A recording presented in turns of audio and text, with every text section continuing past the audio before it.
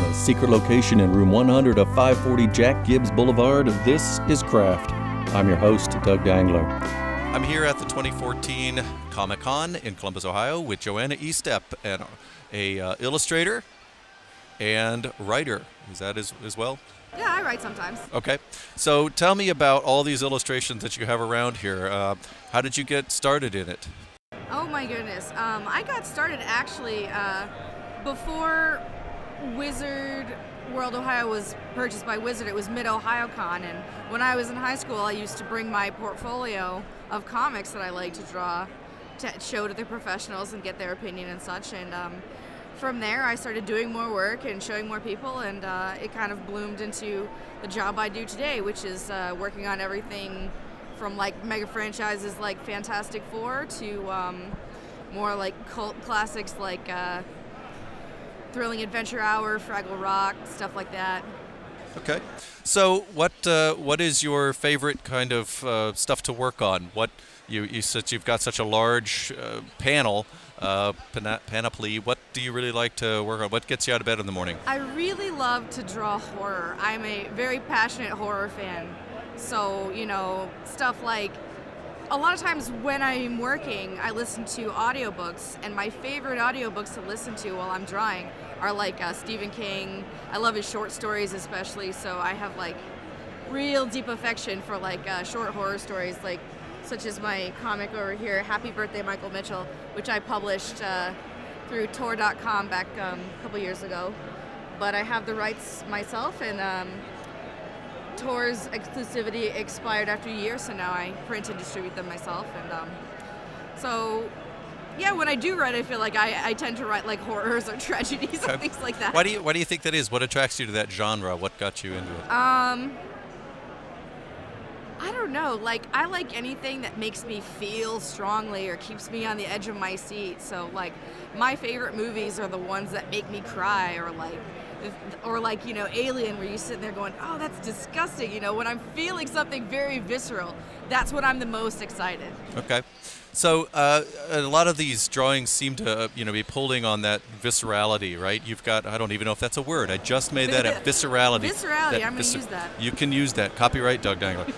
So when you're so a lot of the things about drawing and illustration I respect, but I cannot do, and I'm always fascinated. Like, what makes you say, for this particular genre, I'm going to do, these heavy inks, or I'm going to paint, right? How does that work for you? I don't know if I necessarily make these choices consciously. Sometimes it's just every time I'm doing a different genre or drawing for a different, even when I'm making fan art, if I'm drawing for a different fandom, like for, like superheroes, maybe I'll want to do something highly technical with like little fussy lines, or when I was drawing a lot of Star Trek art, I kind of like to do almost like the charcoal looking stuff, or heavy inks for this and that. And I just sort of, every time I switch gears, I see it as an opportunity to try something new art-wise.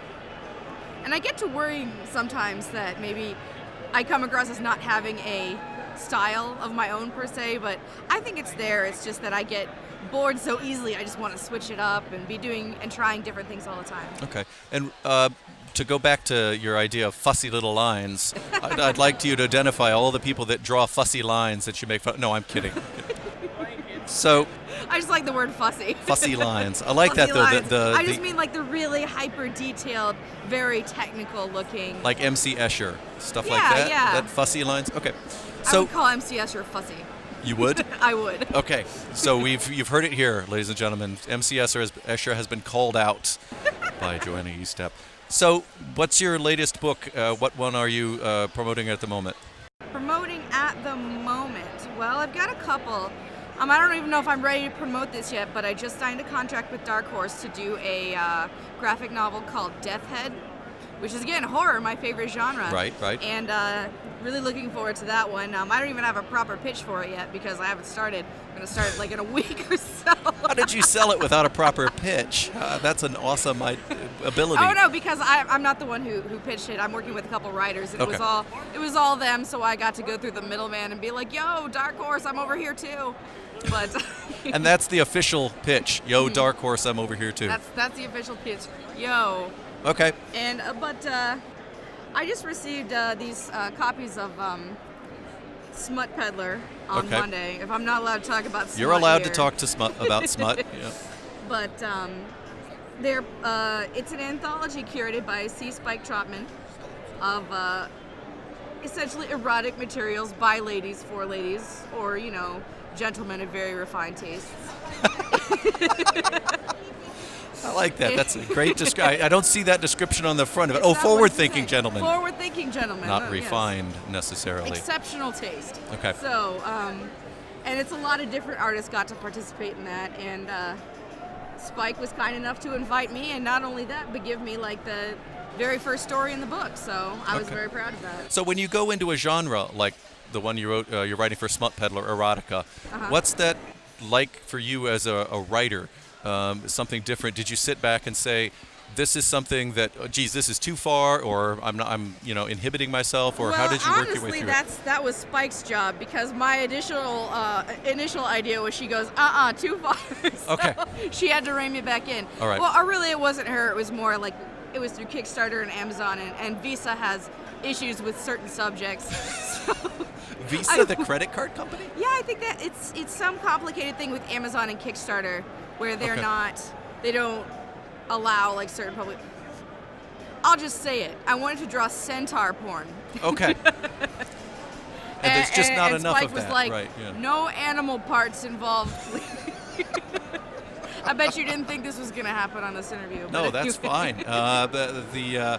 So you got told no centaurs. No, or like, she was like, let's have everyone's bottom half be human, is what she said.